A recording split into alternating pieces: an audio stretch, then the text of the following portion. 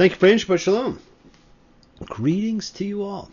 I hope you all had a phenomenal first day of spring, first day of the year, and have been creating the year you want. This Sabbath is day 8 of 12, and it represents the 8th month of the year, the month of Scorpio. Remember, the ancient calendar was zodiac-based, and that's how the months were understood. And Scorpio was a day for the examination of what we hold on to emotionally, particularly the hurts we do not let go of, the intensity of the feelings of our lives. It is also a fantastic day cosmically for sexual energy. So have a fantastic time creating the second half of the year you want. My friends, we talked last week about sacrifices, and my young friend Noah realized he could stop trying to understand all the types and the reasons and the mechanics of this foreign concept, which seemed to be all that's talked about here. My friends, instead of trying to figure out what qualifies on the lists of sin, guilt, offense, grain, and other offerings, hey, I'll tell you right now, our understanding of that life is so far removed from it that trying to fully comprehend the differences can be a pretty hard thing to do.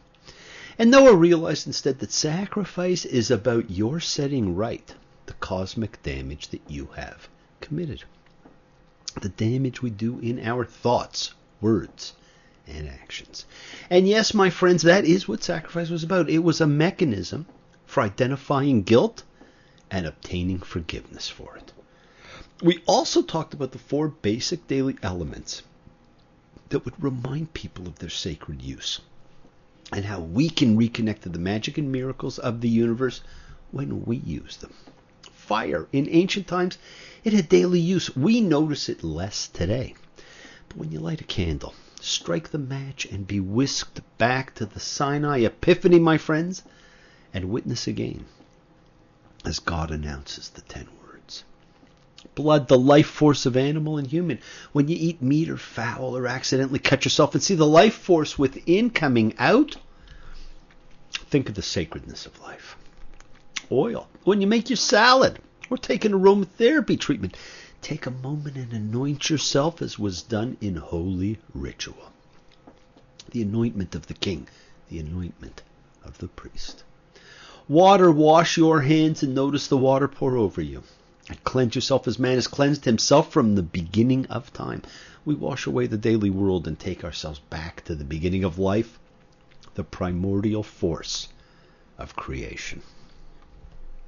You may want to make these part of your regular regimen, my friends, and reconnect to sacred and holy anytime you want to enter the tabernacle of your heart, of your soul.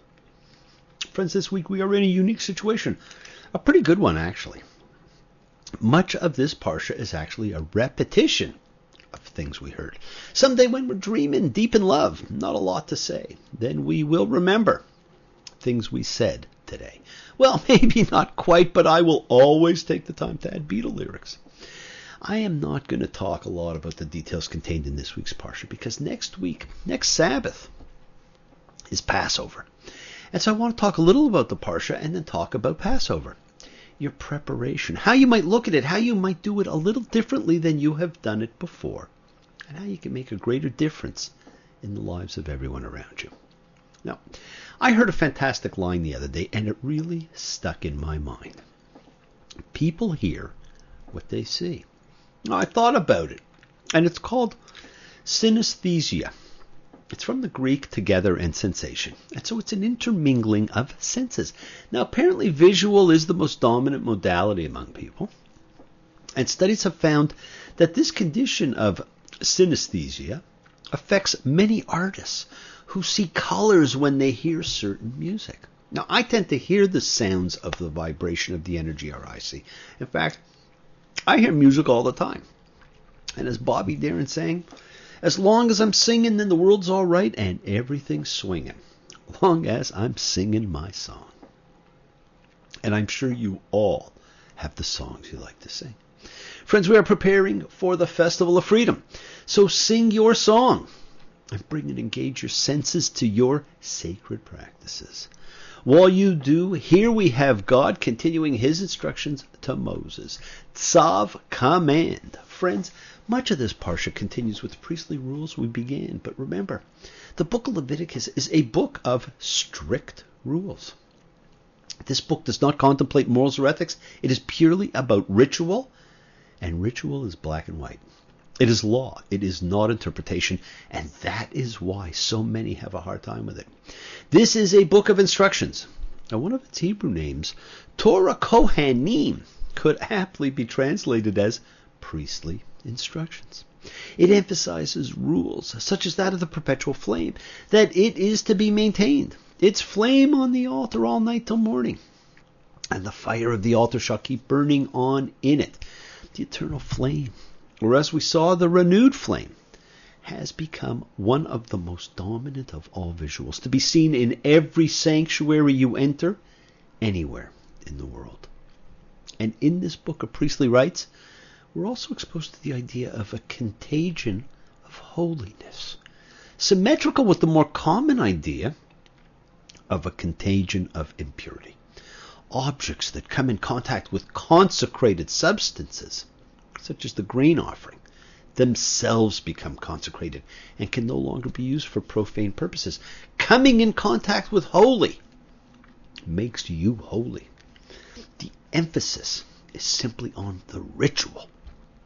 The change of clothing to be worn in sacred zones. The sacred fire in the tabernacle does not go out.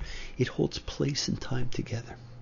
And we have this unification of space and time, and it brings symbol to life. Now, ultimately, we see Moses directs Aaron and his sons to eat the sacrificial meat at the entrance of the tent of meeting, a.k.a. the tabernacle, from which they are not permitted to depart for 7 days. On the 8th day, another series of sacrifices is pictured, but it is no longer Moses who performs them, but rather Aaron and his sons. Then Aaron blesses the people, and for the first time enters the tent of meeting alongside Moses. When they come out, they bless the people together. The glory of the Lord appears to the people. Divine fire comes and consumes the offering, and the people shout and fall to the ground. But just see what happens from Leviticus 8:10 to the end, my friends. In one session, we have the burnt offering, an installation offering, fire offering, elevation offering. And you wonder why there are so many and how you keep them apart in your mind. Moses bathes Aaron and his sons in water. And so we have our cleansing. He dresses them. He anoints them in oil. The dedication element. He slaughters the bull and ram and puts the blood on the horns, the altar, and the specific extremities of the priests. We have the demonstration of the sacredness of blood. And he burns the meat as an offering to God and lights the incense and invokes the divine use of fire. Here we have the interplay of senses in the process that we witness. There is the sight, sound, and tactility of the washing, the dressing and anointing, and the scent and taste of the burning and the incense. And all of these bring into play our own senses too. As we feel, we smell, we sense the process. We do not think of our senses anymore. We are overwhelmed in life. But the sacred steps of worship and commemoration bring our senses back into focus and remind us of the process of holiness. Now, this parsha ends with Aaron and his sons sitting for 7 days at the tabernacle's entrance, preparing for the climax that is coming in the next installment, building anticipation for the inauguration of the priesthood. And so if we follow the weekly cycle of readings of the Torah, we emulate what is happening in the text. We wait for 7 days to be sure that we get the connection. The next parsha is titled Shemini, 8th. And if we pay proper attention to this, we come to the story of the inauguration with anticipation. So we appreciate the story, and we appreciate the power of what goes wrong in the story. The catastrophe of Nadab and Abihu. And I'm sure you noticed, my friends, this parsha ends with one of the most important changes that has haunted man for all time. By handing the priestly functions and all future sacrifice to Aaron and his sons, suddenly the separation of church and state becomes embedded in a system of law, belief, ethics, and ritual. All all sacrifices, all priestly function becomes the province of Aaron and his family for all time. And the government of the people belongs to Moses.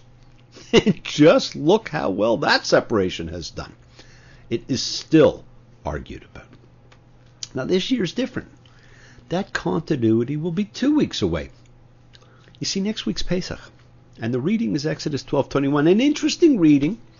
And the following week is the traditional Chol HaMoed, the intermediate days, with its own reading. Allow yourselves, my friends, to be swept away in the process of holiness in all the things you do. You do most of them daily without thinking of it. So I want to think of it as you get ready for the holy day of Passover and perform your Seders. We wash. We light candles. Some of us mark our doorposts with blood. And those that don't, picture it.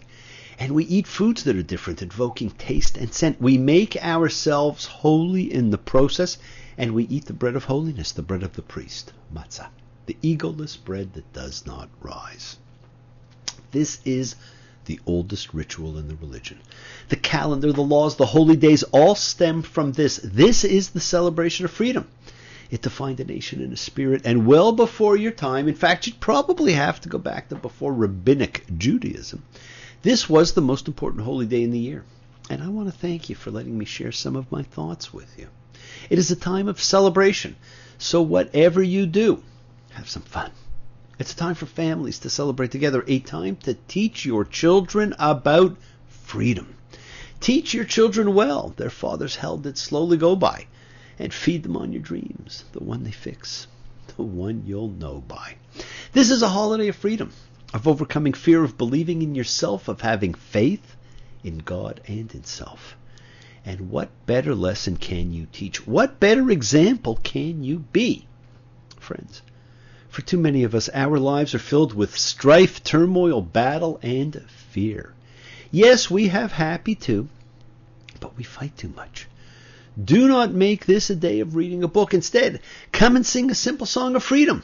Sing it like you never did before. Let it fill the air. Tell the people everywhere. We, the people here, don't need a war.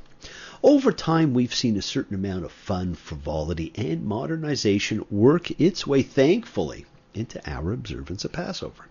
And one of the things that I so like is the modern songs injected. Now, one of my favorites, and I'm sure one of yours, as baseball season approaches, is that classic Take Me Out to the Seder. Take me out to the Seder with friends and family. Serve me some matzah and 4 cups of wine. Ask me 4 questions and we will be fine. And it's root for Elijah, that he will soon reappear.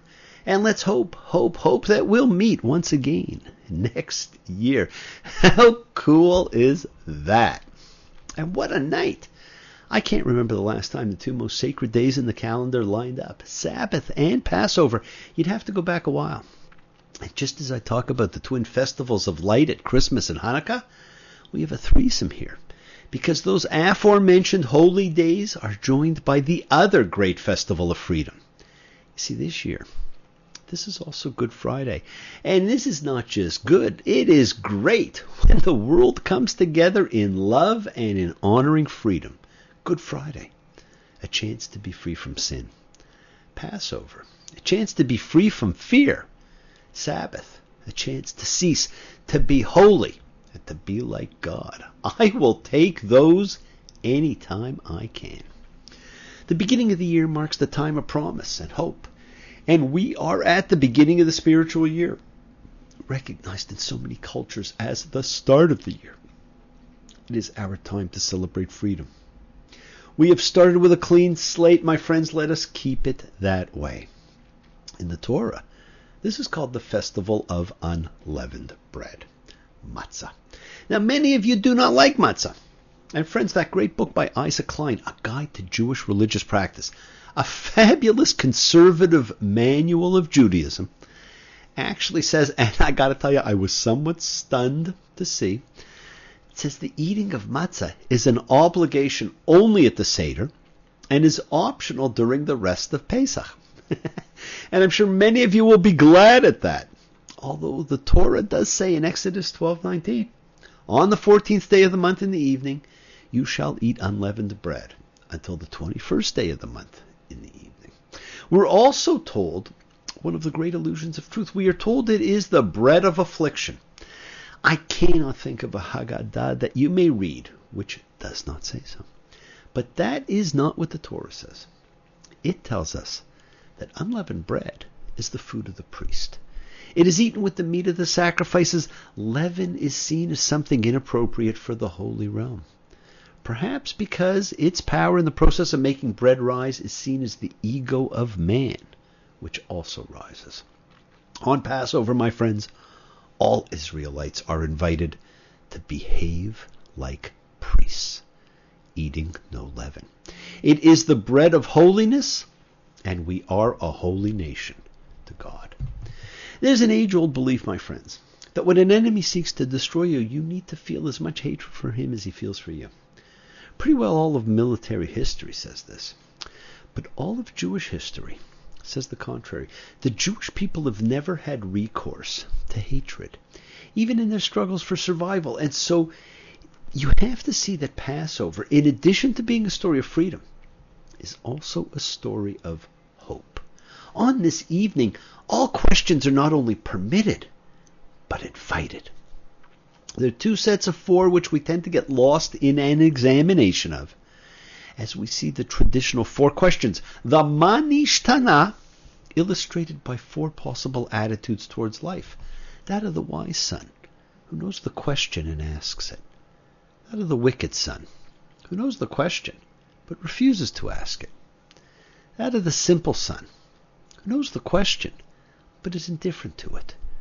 And finally, that of the ignorant son, who does not know the question, and therefore is unable to ask. But today, my friends, there is a fifth son, the one who chooses to be absent and has no interest in God, the Torah, the fight for freedom, and the Epiphany. And our thought should be turning more to this missing, this lost child than any other. Focus on those lost children. They are our future. And we need to focus on other questions. We need to focus on the questions that try our lives. And in every generation, those questions are just a little different. But that is what makes it a perpetual observance. The Passover Seder is a time of symbols. The entire evening is composed of them. The table is built around them, with the Passover plate as the most well-known.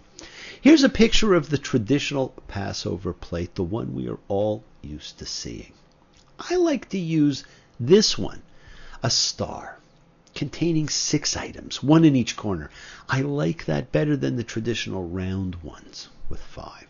The entire story of the Haggadah is contained in the Seder plate, my friends. Everything on it symbolizes an aspect of Exodus. Zroa, the roasted shank bone of the lamb, the dominant sacrificial animal of the Torah. It evokes the Paschal lamb, which our forefathers offered to God and ate as the meal. Beitza, the boiled egg, whose roundness symbolizes the circle of life and death. Karpas, a green vegetable, usually parsley, the first fruit of the season of the earth, which we dip in salt water to remind us of our tears. Maror, a bitter herb to remind us of the bitterness of Egyptian bondage and slavery. And my 6th is matzah, the bread of affliction and hurry, which did not rise because we left so quickly. This tells us the entire story. This is tradition. Now, the Seder as we know it and practice it is primarily from after the Second Temple period and later. And this is one of the reasons that the Torah appears so silent on it. But friends, I think you should feel free to create your own unique celebration of freedom, combining what God instructs Moses with what tradition has formed. And tradition changes over time. For example, the traditional plate named above is from Second Temple times, just as the practice of eating reclining in the Roman tradition of eating on a triclinium, a dining couch, and which hints at the fourth of the 4 questions, has not been practiced in a very long time. Times change. And now, of course, you often see oranges as part of the Seder plate, and I welcome any and all changes.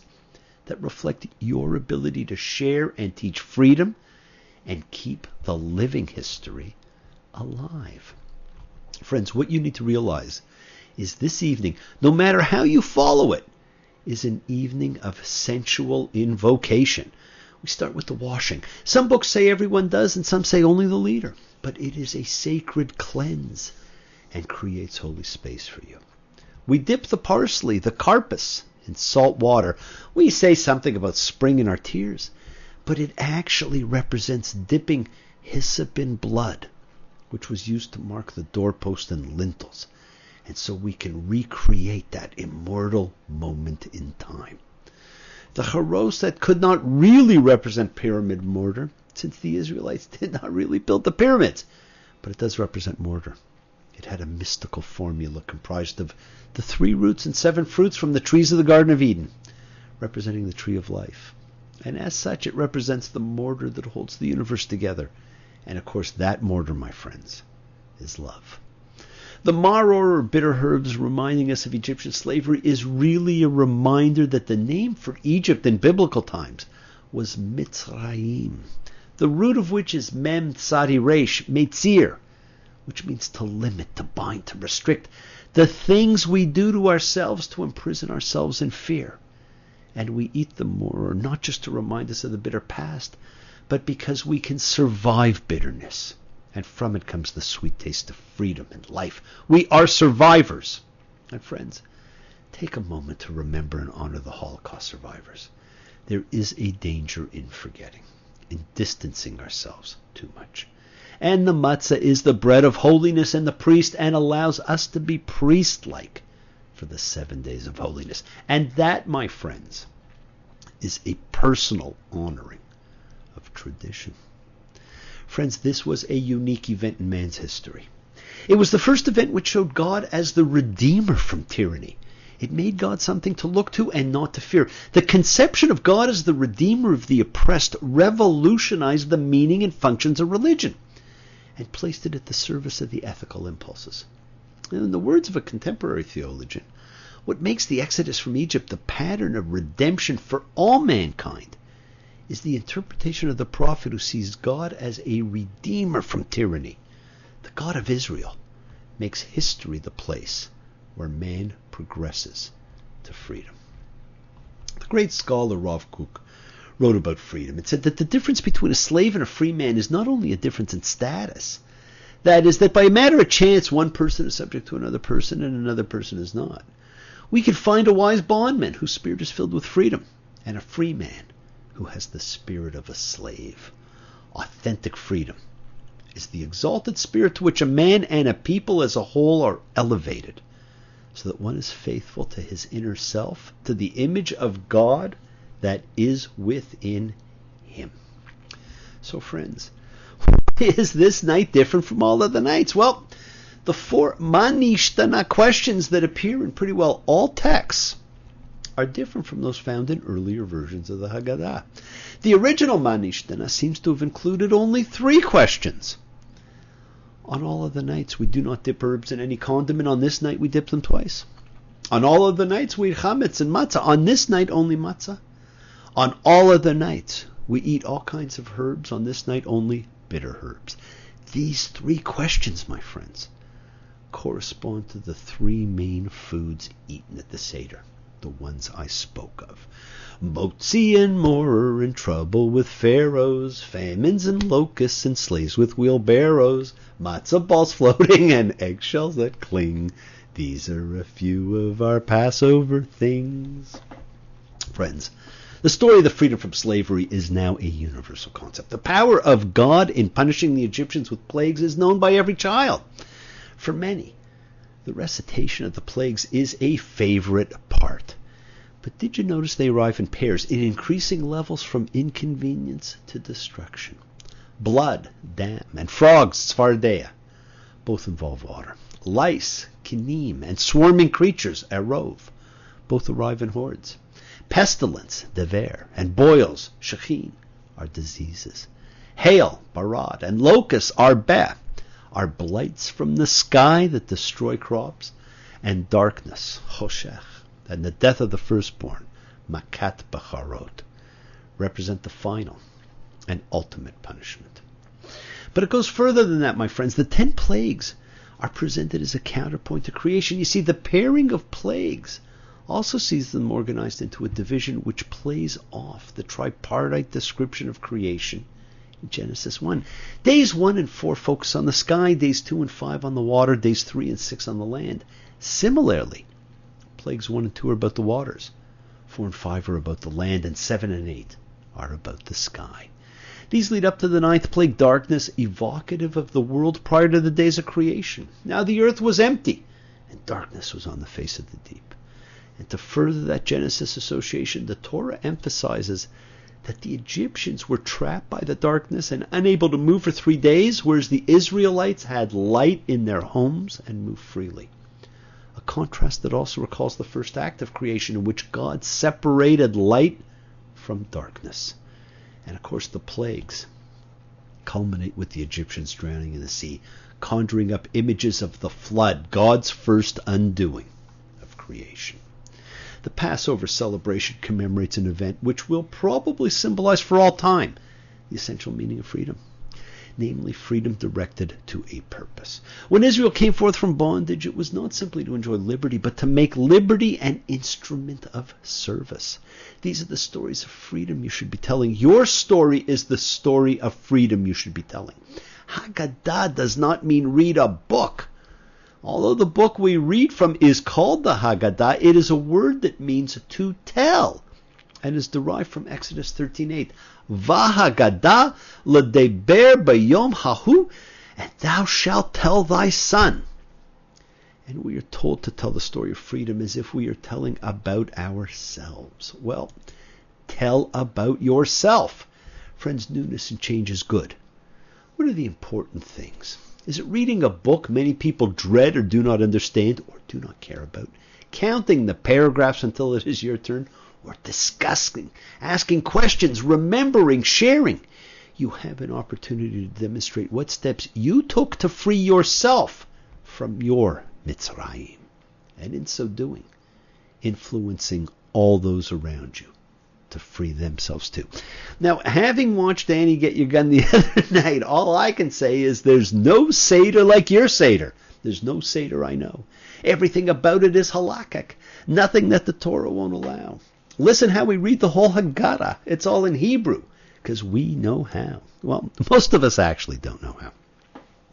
Allow yourselves, my friends, to be swept away in the process of holiness in all these things you do. You do most of them daily without thinking of it, so think of it as you get ready for the holy day of Passover and perform your Seders. We wash, we light candles. Some of us mark our doorposts with blood, and those that don't, picture it. And we eat foods that are different, invoking taste and scent and history and meaning. We make ourselves holy in the process, and we eat the bread of holiness. The bread of the priest, matzah, the egoless bread that does not rise.